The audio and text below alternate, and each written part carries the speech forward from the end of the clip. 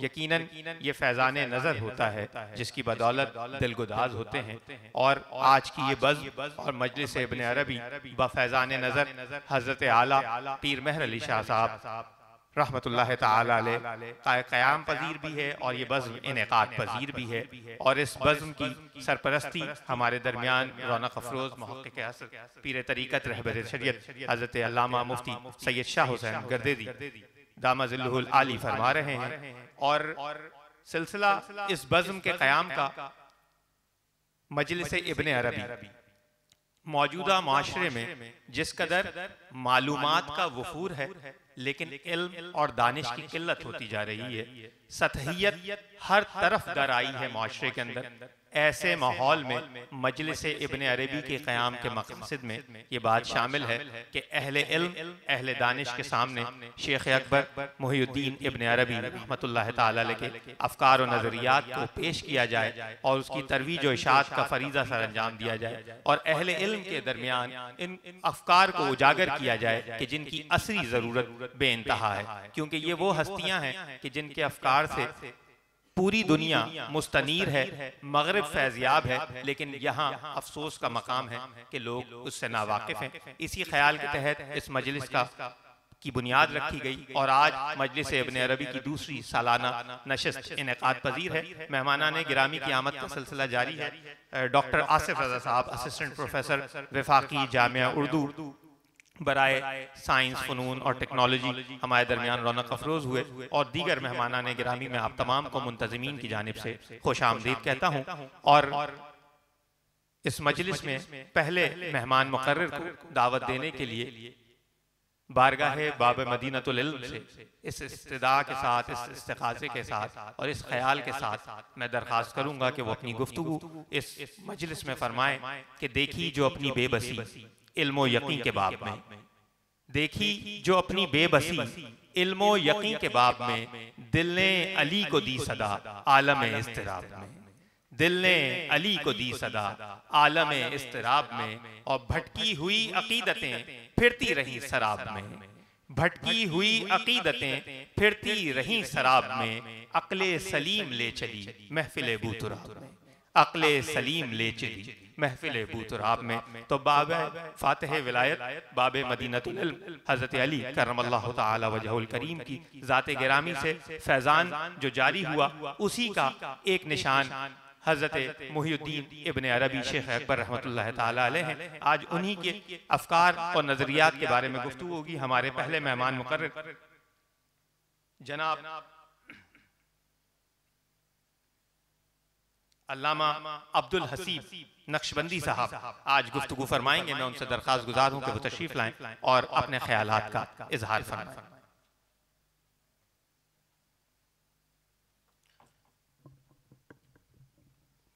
नहमदुहु व नुसल्ली व नुसल्लिमु अला रसूलिहिल करीम,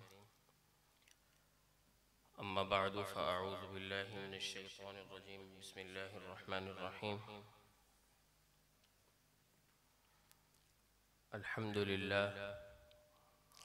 अल्हम्दुलिल्लाहिल्लज़ी औजदल आलम मिन अदमिन व अदमिही,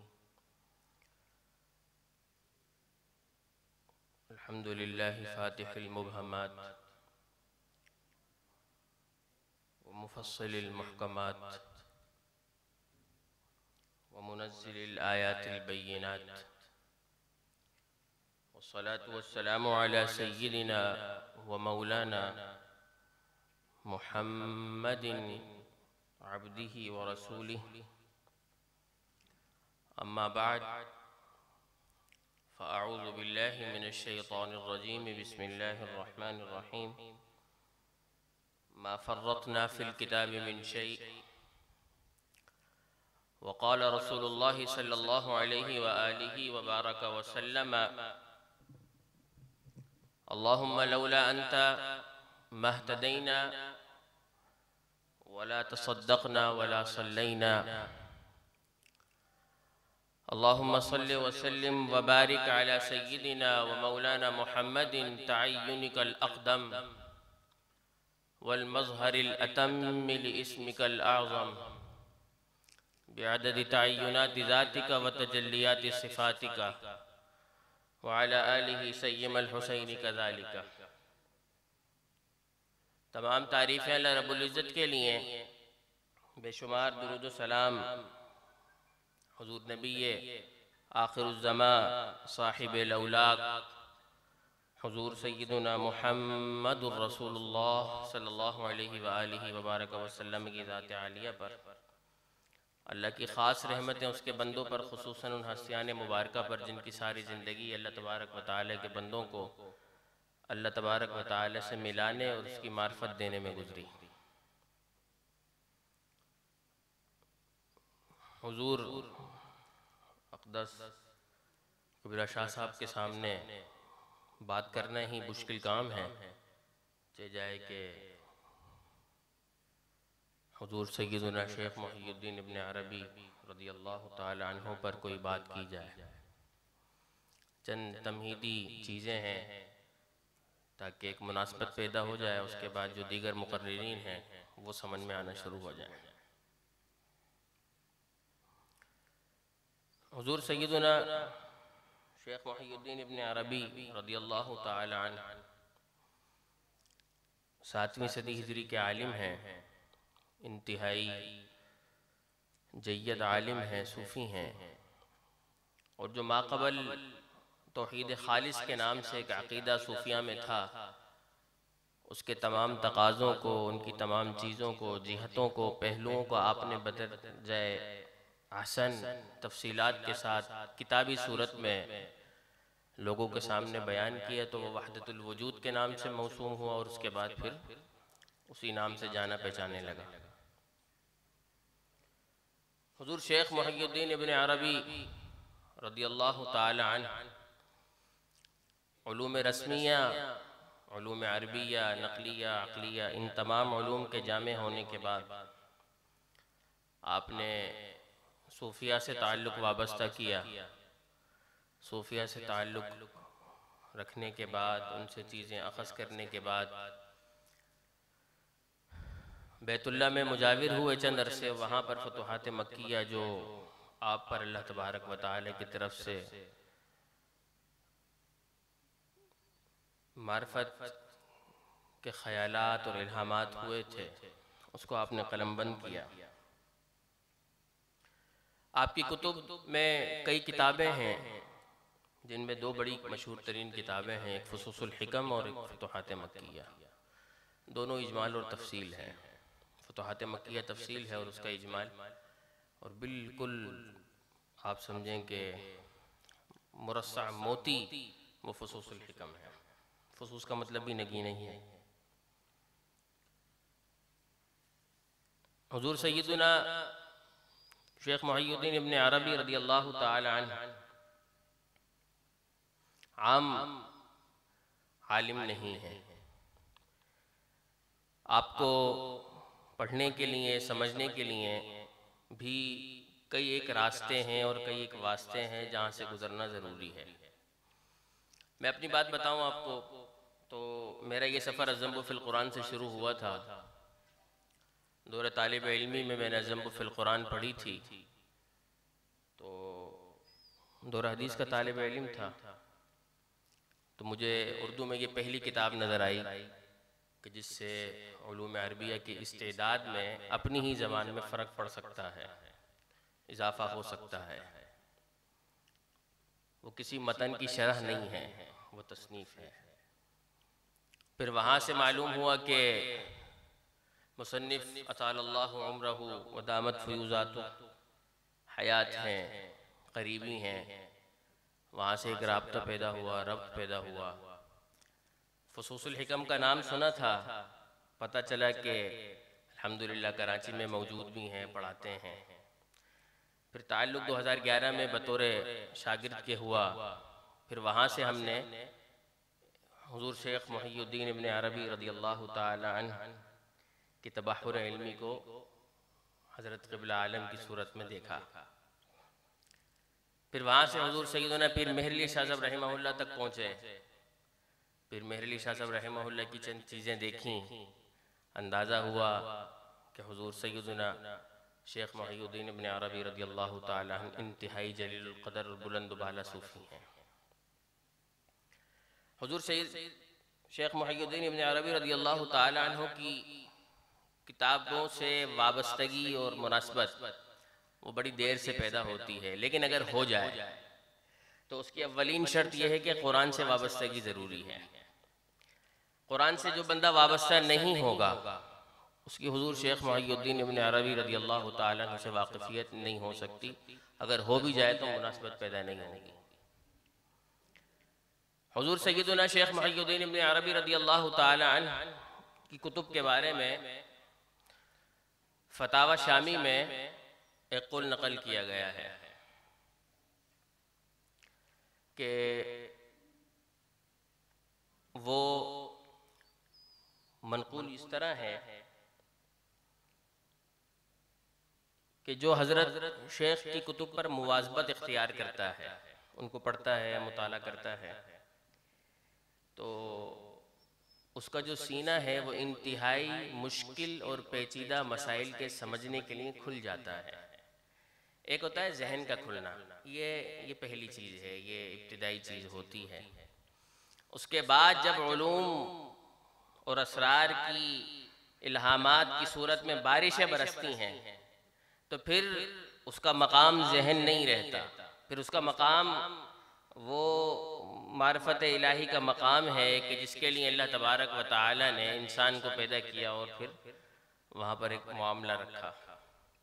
कुरान मजीद फुरकान हमीद में इसको यूँ बयान फरमाया कि अफमन शरहल्लाहु सदरहु लिल इस्लाम फहु अला नूरिम मिर रब्बी, कि वो आदमी जिसके सीने को अल्लाह ने इस्लाम के लिए खोला है तो फहु अला नूरिम मिर रब्बी, वो अल्लाह तबारक व तआला अपने रब के नूर की तरफ होता है, नूर पर उसकी रोशनी में सफ़र तय करता है।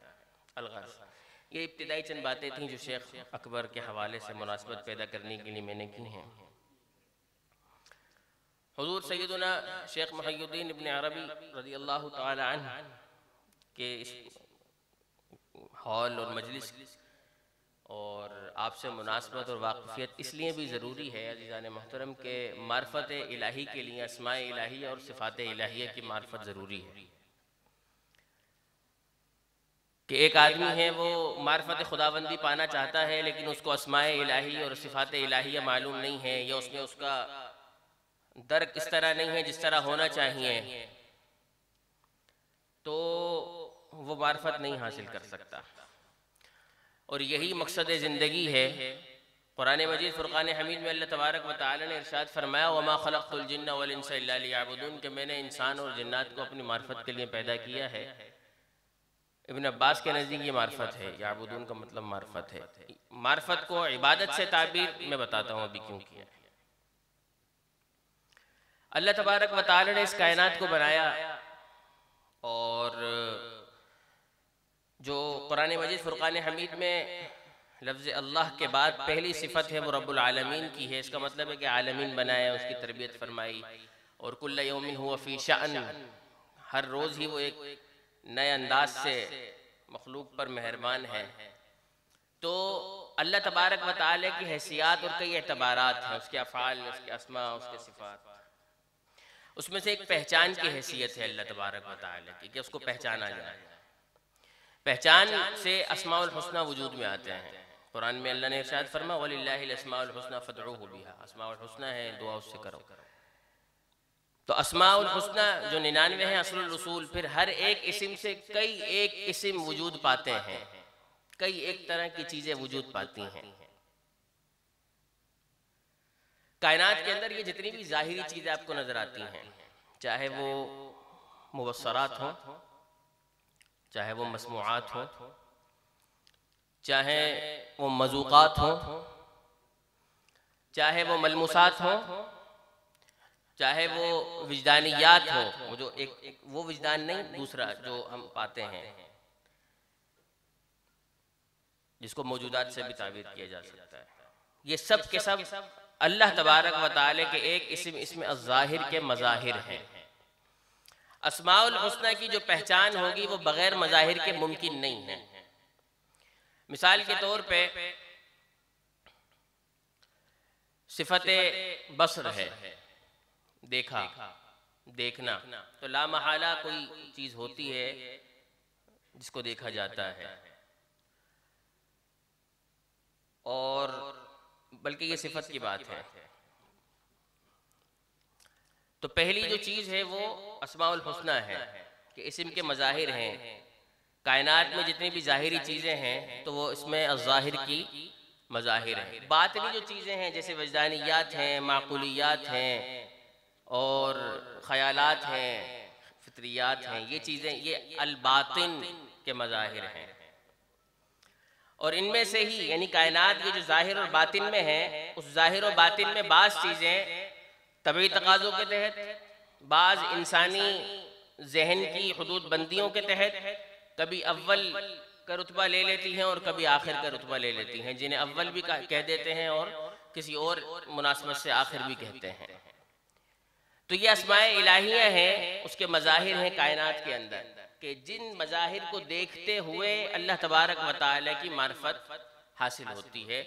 मार्फत इलाहिया इन मज़ाहिर के बगैर हासिल नहीं हो सकती।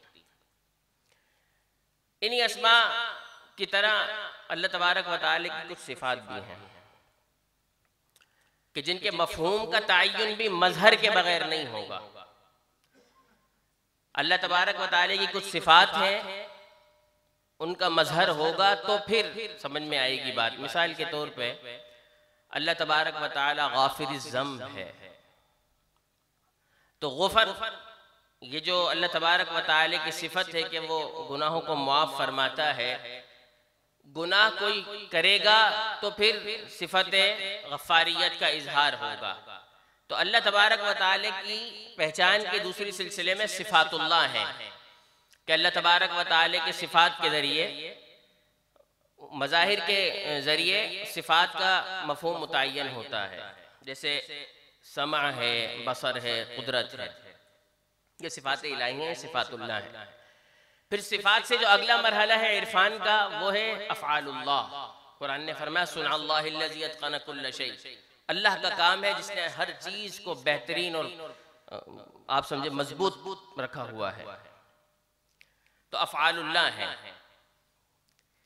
और अज़ीज़ान मोहतरम,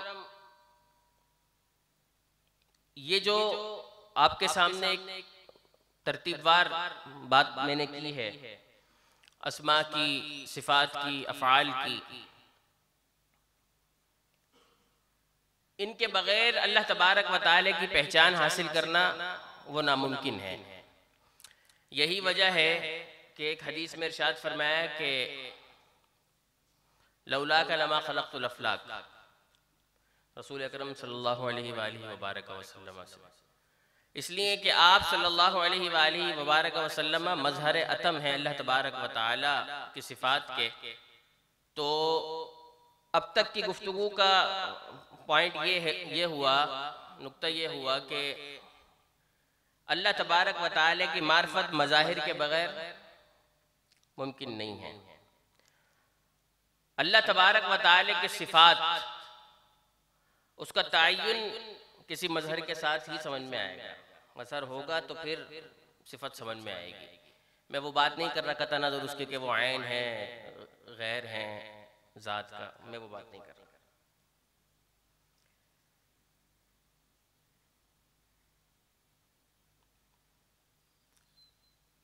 इब्न अरबी रहमहुल्लाह ने जो तारीख़ इस्लामी में कई एक मुनफरिद काम किए हैं जो इंतहाई इनक़िलाबी काम है,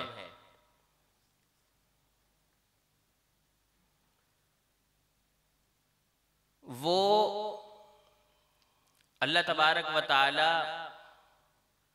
और कलिमातुल्लाह का ताल्लुक़, इसको आश्कार फरमाना है, जिसके लिए आपने फतुहात मक्किया लिखी और उसके बाद फुसूस लिखी और इसके खुतबों में ही इसकी वजह तालीफ भी जिक्र है।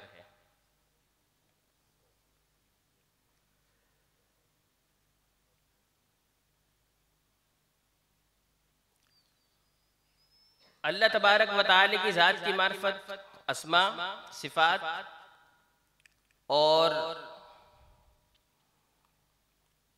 उसके मज़ाहिर के बगैर नहीं है और ये मज़ाहिर उसके बगैर नहीं है। तो गोया कायनात का वजूद अल्लाह तबारक व तआला की वजह से है, कायनात उसकी मोहताज है और उसकी पहचान इस कायनात के ज़रिए होगी।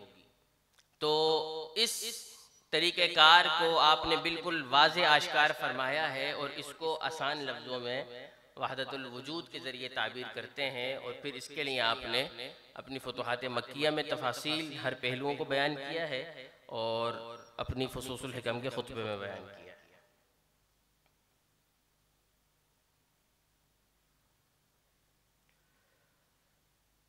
जब एक सालिक अल्लाह तबारक व तआला की मार्फत की तरफ बढ़ता है तो उसको इस तरतीब का ख्याल रखना पड़ता है कि वो अल्लाह तबारक व तआला की ज़ात की मार्फत हासिल करने के लिए पहले उसके मज़ाहिर की तरफ तवज्जो करता है, क्योंकि मज़ाहिर असल में उसी की सिफत का इजहार है। तो जब वो मज़ाहिर की तरफ तवज्जो करता है तो फिर अस्माए इलाहिया की गुत्थियाँ सुलझना शुरू हो जाती हैं। फिर अस्माए इलाहिया पर जब दर्क हासिल हो जाता है, उसको समझ में आना शुरू हो जाती है, तो फिर सिफ़ातुल्लाह, उसके बाद अफ़आलुल्लाह, ये तरीक़ाकार है। लेकिन अज़ीज़ान मोहतरम, इन सारी चीज़ों के लिए ज़रूरी जो अहम तरीन चीज़ है वो आप समझें कि अल्लाह तबारक व तआला के अहकाम पर अमल करना है, जिसको शेख अकबर इब्न अरबी रहमहुल्लाह ने एक मकाम पे यूँ इरशाद फरमाया कि अल्लाह तबारक व तआला की सिफ़ात में एक सिफ़त कलाम की है। कलाम अल्लाह तबारक व तआला ने इंसानी बरगुज़ीदा हस्तियों से फरमाया है, यानी अंबिया कराम अलैहिमुस्सलाम से, और उनको अहकामात पहुँचाए हैं और अहकामात पर अमल करने वालों के लिए फिर ये चीज़ें अल्लाह तबारक व तआला ने रखी हैं। तो गोया के अहकाम में इलाही जो अल्लाह तबारक व तआला की सिफ़त कलाम के ज़रिए हम तक पहुँचे हैं, यानी अंबिया कराम अलैहिमुस्सलाम पर अल्लाह ने उनसे कलाम फरमाया और उन्होंने अहकाम हमें पहुँचाए।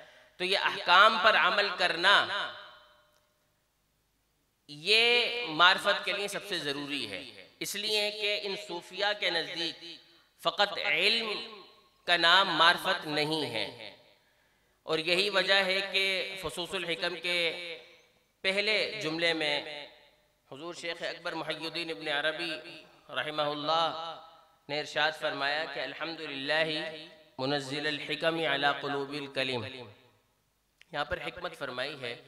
हिकमत का मतलब इरफान व इदराक है, लेकिन इरफान व इदराक इन सूफिया के यहाँ इल्म और अमल और इखलास के मजमुए का नाम है।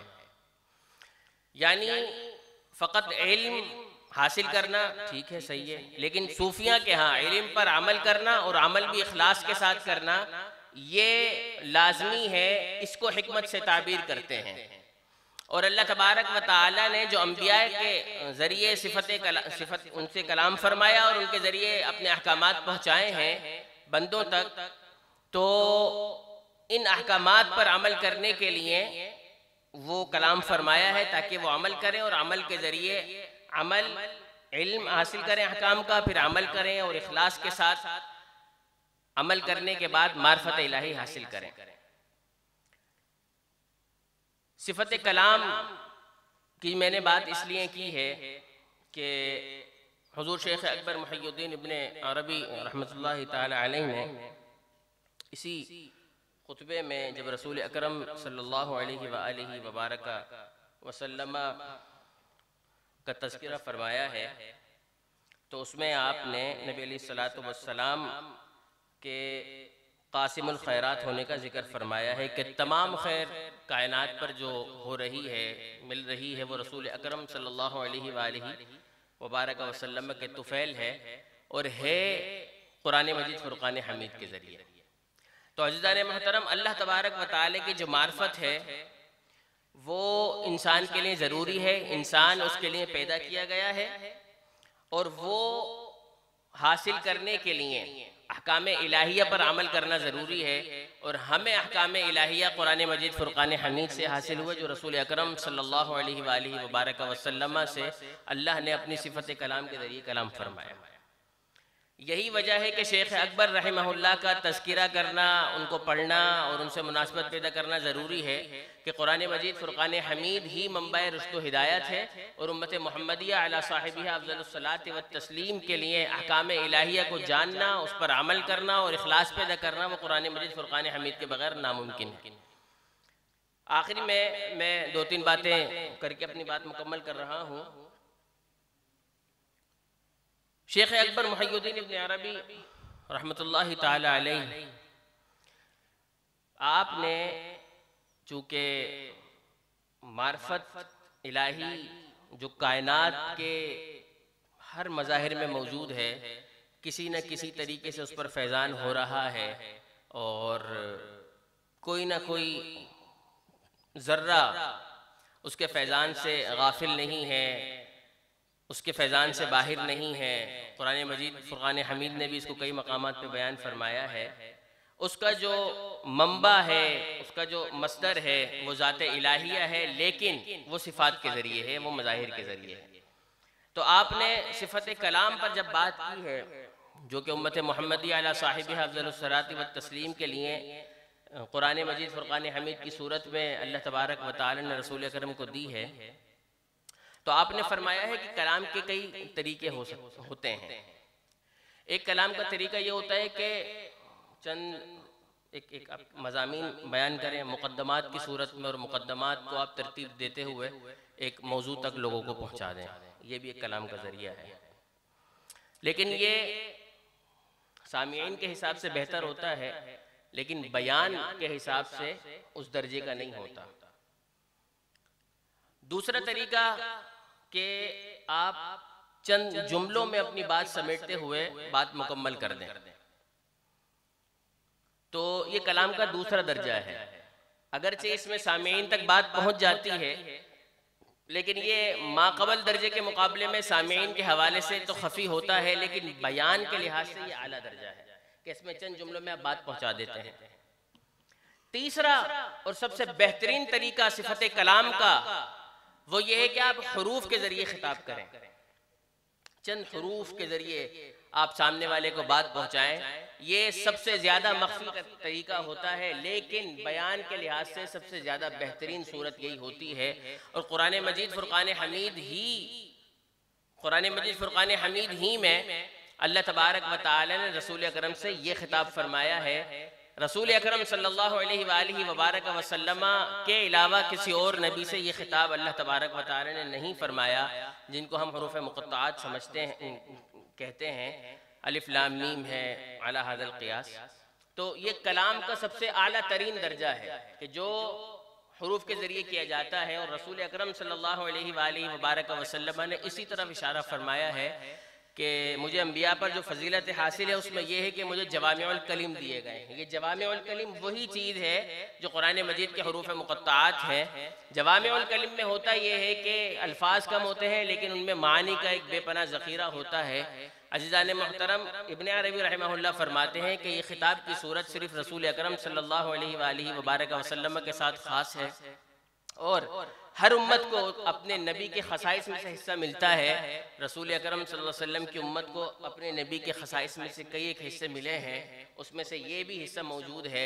लेकिन इसको पाने के लिए, इसको हासिल करने के लिए, इसका इरफान पैदा करने के लिए इब्न अरबी रहमहुल्लाह और उनसे पहले हुजूर सैयदना पीर मेहर अली शाह साहब रहमहुल्लाह की कुतुब का मुताला ज़रूरी है। और आखिर में मैं बायज़ीद बुस्तामी रहमतुल्लाहि ताला अलैह के एक कौल पर अपनी बात मुकम्मल कर रहा हूँ। बातें तो और भी बहुत सारी थी, लेकिन टाइम बहुत कम है तो बात मुकम्मल कर रहा हूँ मैं।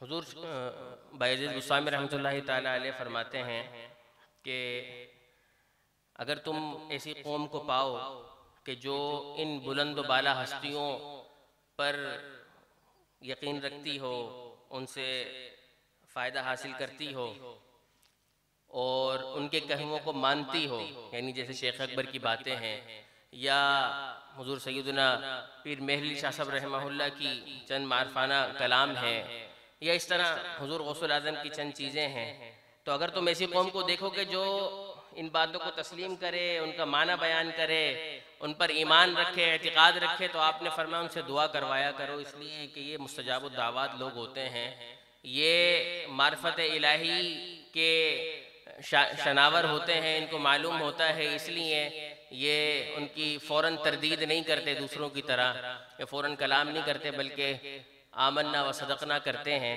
अल्लाह तबारक व तआला से दुआ है वो पाकज़ात हमें सही मानों में रसूल अकरम सल्लल्लाहु अलैहि वालिहि वबारक वसल्लम पर नाजिल शुदा सिफ़त कलाम के ज़रिए इस कुरान मजीद फ़ुरक़ान हमीद से वाबस्तगी पैदा फरमाए और हुज़ूर सय्यदुना शेख मुहियुद्दीन इब्न अरबी रदियल्लाहु ताला अन्हु से भी मुनासबत पैदा करे, ताकि कुरान मजीद फ़ुरक़ान हमीद के रुमूज़ और असरार हम पर वाज़ेह हो सकें। व आखिरु दावाना अनिल हम्दुलिल्लाहि रब्बिल आलमीन।